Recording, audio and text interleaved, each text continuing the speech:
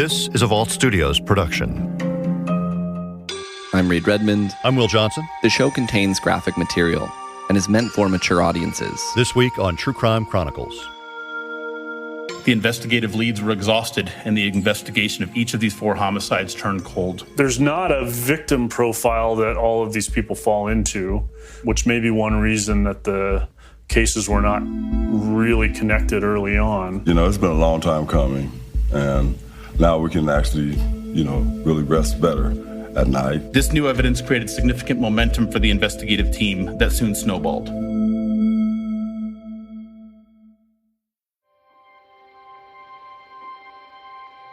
June 17th, 1981. It was a warm, late spring day as police officer Deborah Core was out patrolling the streets of Aurora, Colorado. Deborah Core was a patrol officer with the Aurora Police Department. This is Kevin Vaughn, an investigative reporter at 9 News in Denver. She was on patrol. She made a traffic stop and attempted to arrest the person that she stopped. And as she was attempting to handcuff him, he broke free. There was a struggle. He got his hands on her weapon. The man fired, striking Officer Core. He also shot a Aurora Police Explorer Scout, and these are generally, high school or college students who want to go into a career in law enforcement, and they do sort of volunteer work for police departments. He happened to be driving by and saw this struggle going on and stopped to try to help her, and he also was shot. The Explorer Scout would survive the injury, but Deborah Core would not survive hers. If you look at the Aurora Police Department webpage, she's on their memorial for officers who've lost their lives in the line of duty. She's the first one that department had ever lost. Officer Core's killer fled the scene, but police were soon able to track him down. He did flee and got away momentarily, although he was arrested a short time later at his apartment in Aurora, and he was in the process of trying to saw the handcuffs from his wrist when officers made that arrest.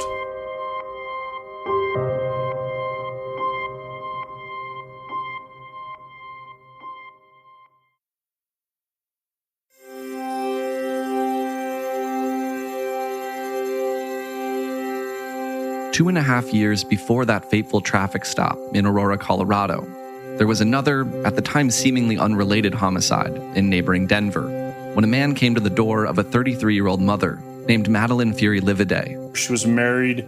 She had 2 small children. One of them was just a few months old. And just a few weeks before Christmas in 1978, someone broke into her home and stabbed her to death. On Thursday, December 7th, 1978, at 6:15 p.m., 33-year-old Madeline Livaday was found deceased in her residence in the 1600 block of Poplar Street in Denver. Investigators determined the offender entered the victim's residence and stabbed her multiple times, causing her death. Her children were in the home at the time. They were not harmed. But that case quickly went cold, as they say. They exhausted the leads they could, but in a relatively short period of time, it joined the list of unsolved homicides in Denver. She was a young woman with a very bright future. One of Livaday's daughters spoke about her mother during a recent Denver police press conference. She was a writer. She had written for Nature magazines for years and had written and published a book. She was an ecologist with a passion for the natural world and the environment.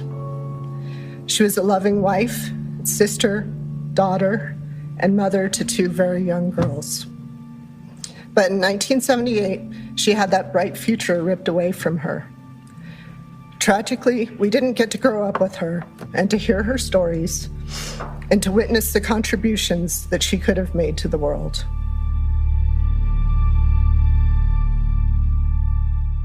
A year and a half later, on Sunday, August 10th, 1980, 53-year-old Dolores Barajas was walking to work in Denver.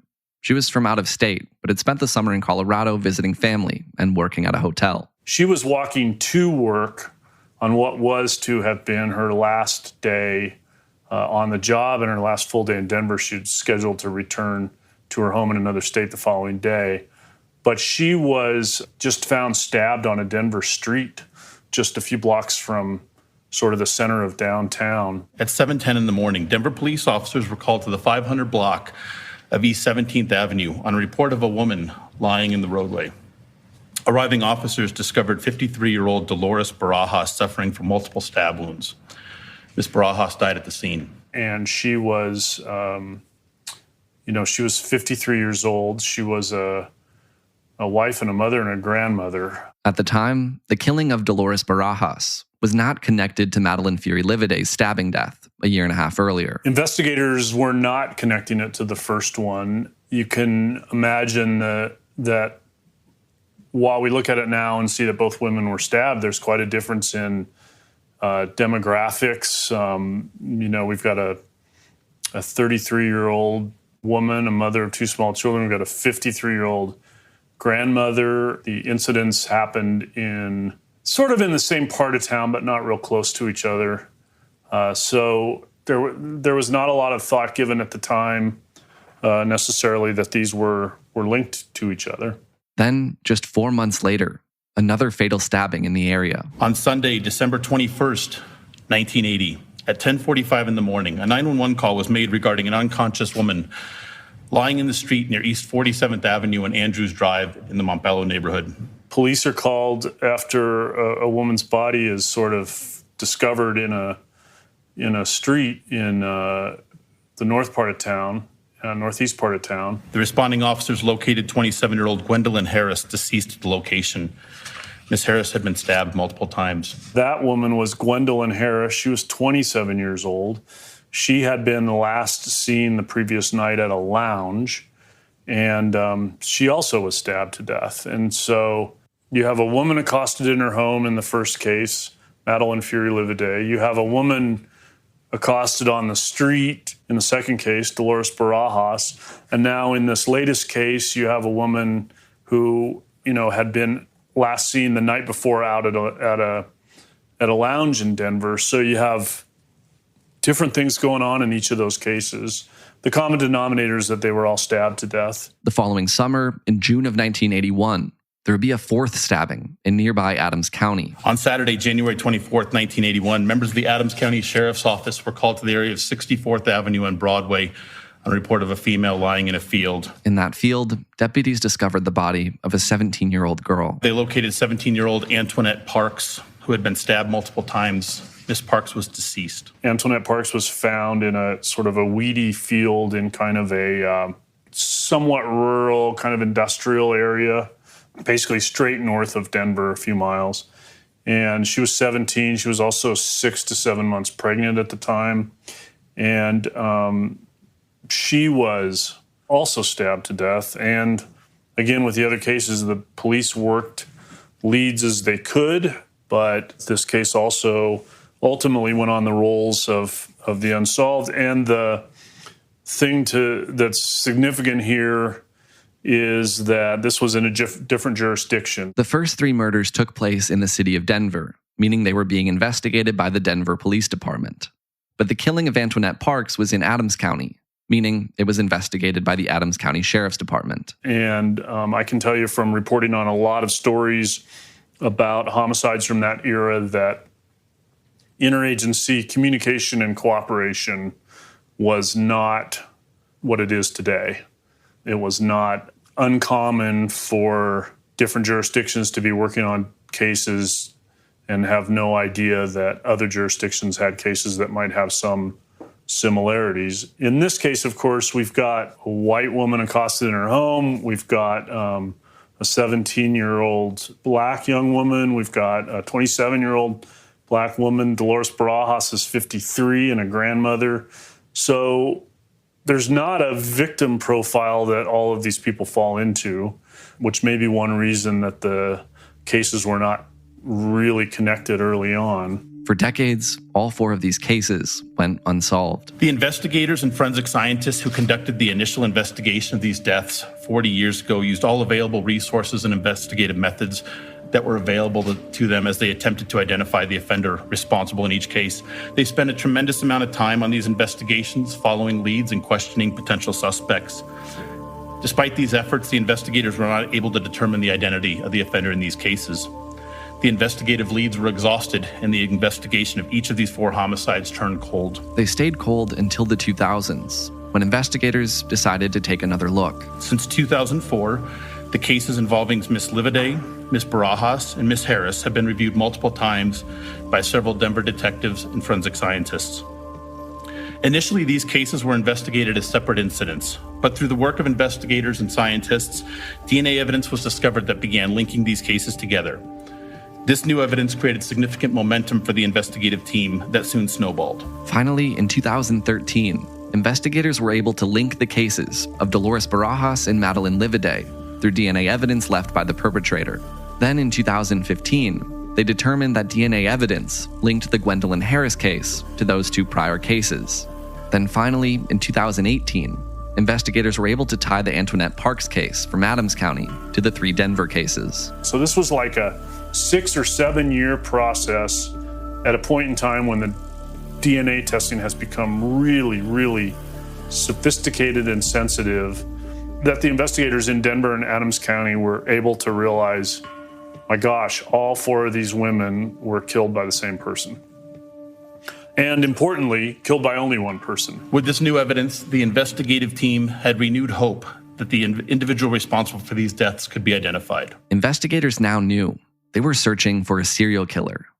They didn't have a name, but they had a DNA profile. In 2019, using in-house investigative genetic genealogy, the investigative team was able to narrow their focus to ancestry of the offender in Texas.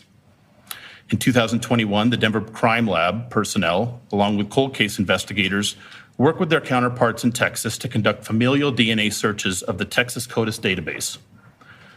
Through this work, investigators identified a relative of the offender and quickly focused their efforts on one particular individual, Joe Michael Irvin. Joe Michael Irvin had died in 1981 and was buried in Arlington, Texas. Investigators weren't able to obtain archived DNA samples to compare Irvin's DNA to the DNA profile of their killer, so they had Irvin's body exhumed in January of 2022.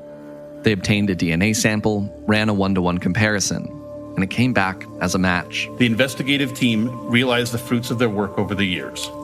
The DNA sample obtained from Mr. Irvin matched the previously unidentified DNA profile of the offender, believed to be responsible for the deaths of the 4 victims.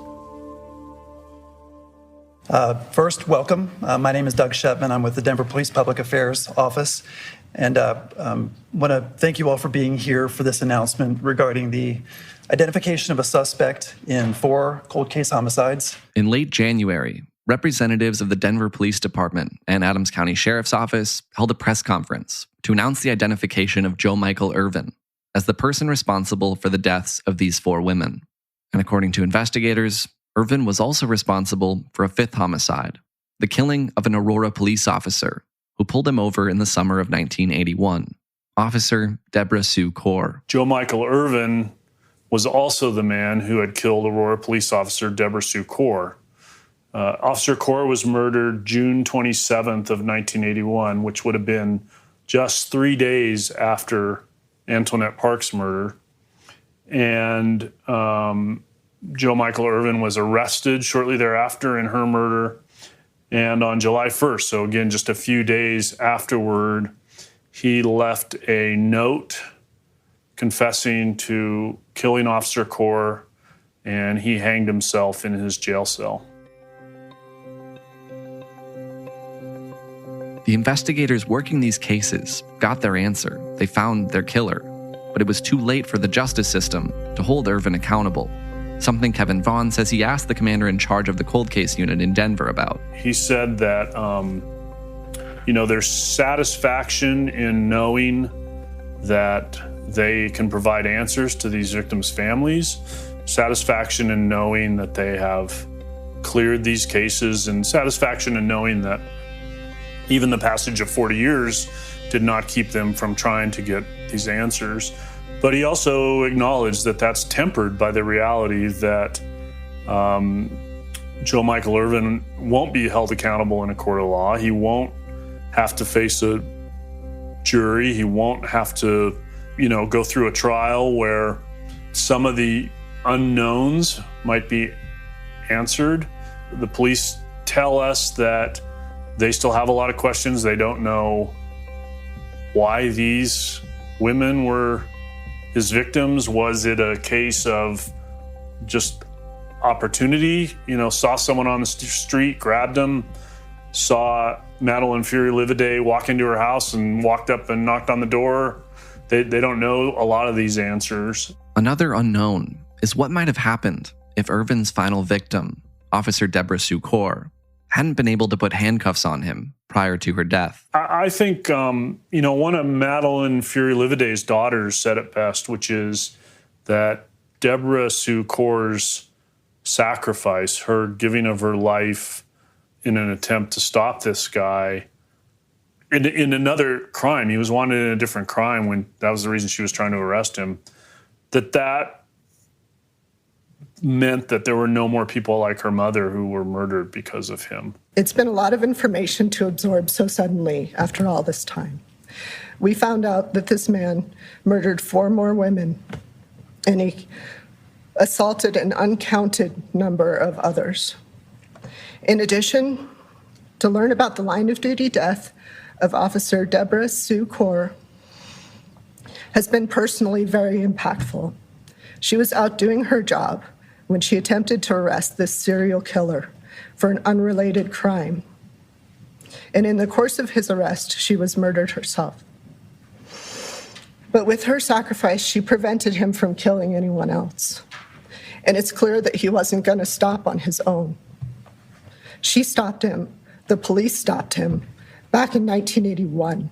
She was emotional when she spoke, and it was clear that, she was dealing not only with the shock and surprise of having had her mother's killer identified after all of these years, but she also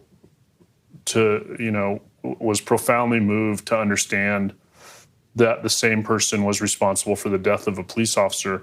And that daughter is actually a firefighter. So it's somebody in the business of doing a dangerous job on behalf of the community. And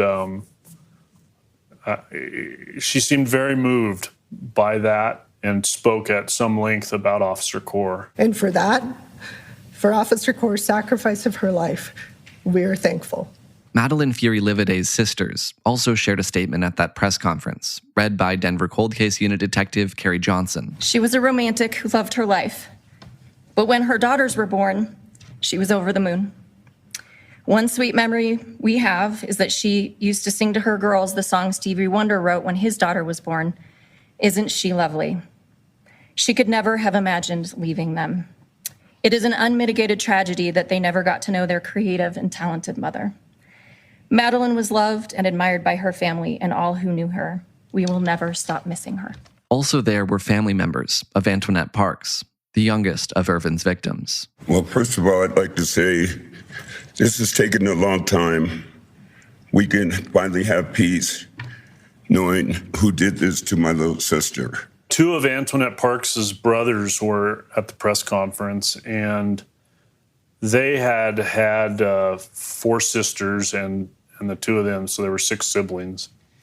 And all of the sisters are deceased now.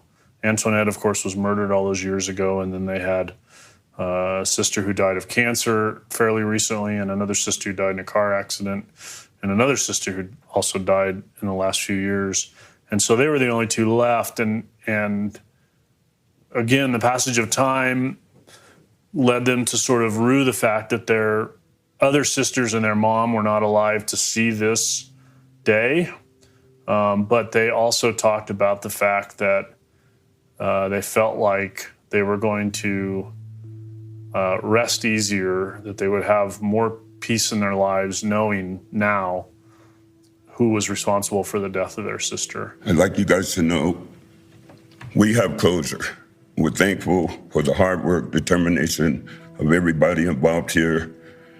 I wish my sisters and my mom could all be here to see this. Fortunately, they didn't live, long enough to see this, but I know they're here with us in spirit. And I want to say thank you guys for all coming to take the time to listen to us. You know, like my brother said, it's been a long time coming. And now we can actually, really rest better at night. Like I said, the rest of them, they're not here. Well, like I said, if my mom or my sisters were here, but I know they are because they're sitting high and looking low. And they're saying right now, hey, thank you guys, every last one of you, for everything. Anybody had anything to do with this, believe me, they're saying thank you, and God bless you all. Thank you. The families of Dolores Barajas and Gwendolyn Harris also shared statements at the press conference, read by a Denver police spokesperson. They requested privacy as they processed the developments in the case, but shared with us these messages that I'll read.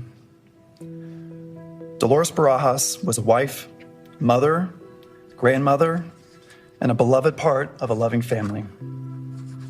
She had spent the summer of 1980 visiting family in Denver and working at a hotel downtown. That Sunday was to be her last day of work before returning to her home out of state. Her family still misses her very much and expressed great appreciation for everyone's efforts and determination in solving this case.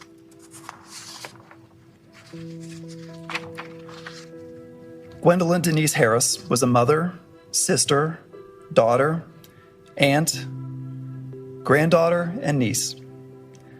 Gwen was a bright, soft-spoken, athletic young woman who enjoyed life and always had a smile on her face. Her family also shared that because of the decision of another to take life with no regard, the 1980 murder of Gwendolyn Harris was devastating and unimaginable to the family. Gwen will forever be in our hearts and always our joy. The press conference ended with a reminder from Denver Police Chief Paul Pazin that for every unsolved homicide, there are families waiting for closure. Today, not only do we remember the victims and their families, but we also have a call to action. A call to action. There are witnesses out there that can help us solve additional murders, that can help families from the great harm that has been committed to our community. Therefore, my plea, my ask, is that if you have any information on any homicide or crime, please come forward. Now I'd like to close just by saying, let us never forget these victims.